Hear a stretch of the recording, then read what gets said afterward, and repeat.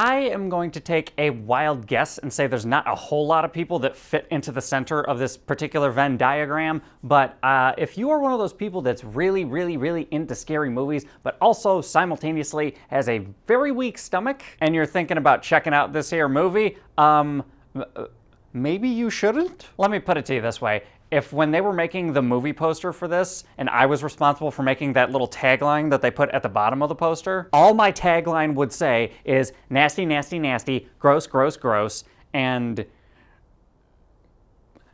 that's about it, because that's the vast majority of what you're gonna get. So,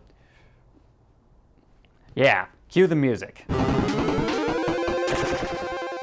What's up, everybody? How's it going? How you doing? Welcome back to the show. And for this video, we're talking about a little movie called Nobody Sleeps in the Woods Tonight.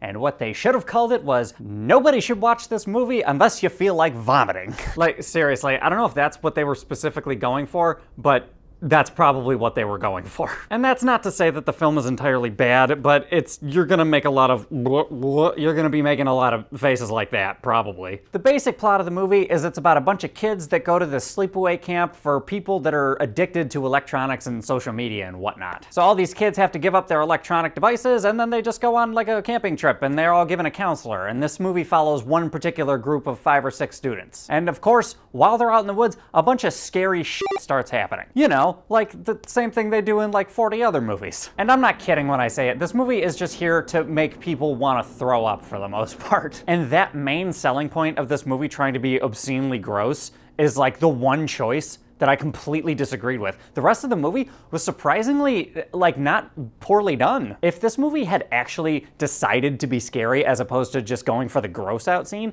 this would have actually been a pretty solid movie in my opinion. Because literally every other aspect of the movie worked. I mean, it wasn't perfect, it wasn't awesome or Academy Award worthy, but it was a serviceable enough story that you could have had something there. And that makes the movie a little bit frustrating, because it's like, I saw the awesome movie that it could have been, especially after the opening scene, because the opening scene is actually pretty decent. It was punchy, it got your attention, and it actually had like a scare tactic in there that I thought was good. So after the first couple minutes, I was actually pretty on board, and then, you know, it shows all the kids like giving up their devices, and it sets up, you know, the rules for the camp and all that kind of stuff. And as far as I was concerned, that was good. That was a pretty good square one. I was just like, all right, we're off to the races, let's do this. But then very quickly, the movie does that thing where it shows you way too much and it takes the mystique out of everything, and it just kind of like, it was just kind of downhill from there. Because if you watch certain movies like Jaws or the original Alien, you'll notice that you actually don't see the thing that you're supposed to be afraid of. It's either in the shadows, or it's quickly cut, or it's quickly edited, or it's just a semblance of what you're supposed to be afraid of. It doesn't outright show you everything. Because the fear in a scary movie is about what you don't see and what you don't know. And this movie just kind of like laid it all out for you, and I thought that,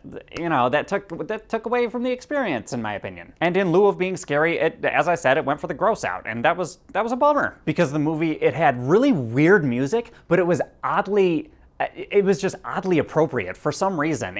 None of the music really sounded like it made sense, but it was so off color that it was eerie, and it provided this weird atmosphere that I really was, again, I was completely on board with. And I also liked the whole motivation behind having this kind of, I guess you could call it this deviceless summer camp. I thought that was really interesting, because the movie was like, hey, we're gonna give you some subtle social commentary, but it's also gonna play into the fact that, you know, these kids are out in the woods, and, you know, there's a lack of resources. And yet another good thing is that the character work in this movie was surprisingly good. Because even if I didn't care about the movie particularly, I did care about the characters and what was going to happen next to them, and that's like half the battle right there. And hypothetically, the other half of the battle would be to like actually execute and orchestrate these really good scare moments or scare tactics to, you know, enhance the experience that you were meant to have. And again, after the intro, I thought this movie was fully capable of doing that, but just the choice to be vomit-inducing, that's a thing about movies I don't think I can get behind. Because I'm not particularly into horror movies specifically, but I can appreciate when they're good. Like, I thought It Chapter 1 was really awesome, and I thought The Conjuring was a really good movie, and I've seen plenty of horror movies that I can enjoy and I can get into. But the thing about vomit-inducing,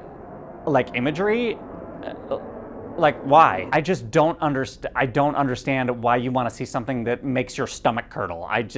I don't know why, I just can't get into that. And sure, the fact that this is kind of one of those cabin in the woods-esque kind of movies, that made the movie a little bit predictable, but it doesn't matter because the execution, I think, would have made up for that if this movie had chosen to be more on the scary side. And another thing that's really crucial to horror movies is that this movie was edited very, very well, and you can tell that because of all the flashbacks that happen. Because the main female character, she's kind of like the strong silent type, and it like kind of flashes back as to why that is, and I thought the pacing for that was all well done, and there was a couple cool reveals toward the last like third of the movie. I thought that was good, but just again, just that one aspect about the movie that I don't like is kind of a big one. But yeah, guys, unfortunately, as much as I wanted to like this movie, I just couldn't get into it. Sorry. So I think for a score overall out of 10, I'm gonna go negative, but I'm gonna give it a little bit of credit. I'm gonna give it a 4.4 out of 10. Maybe if I had skipped through some of the nasty, gory stuff in the movie, it might have been more enjoyable, but that's not how you're supposed to watch movies, and that's not how the filmmakers intended it for, so yeah. Just didn't work, guys. But anyway, guys, those are my thoughts. What are your guys' thoughts? Did you see the movie? Did you like it? Have you heard of it? Hop in the comments. Let me know what's up. Other than that, if you like this review, do the usual, like, subscribe, share, hit the bell, do all that other YouTube-y type of shit. And I will catch you guys next time.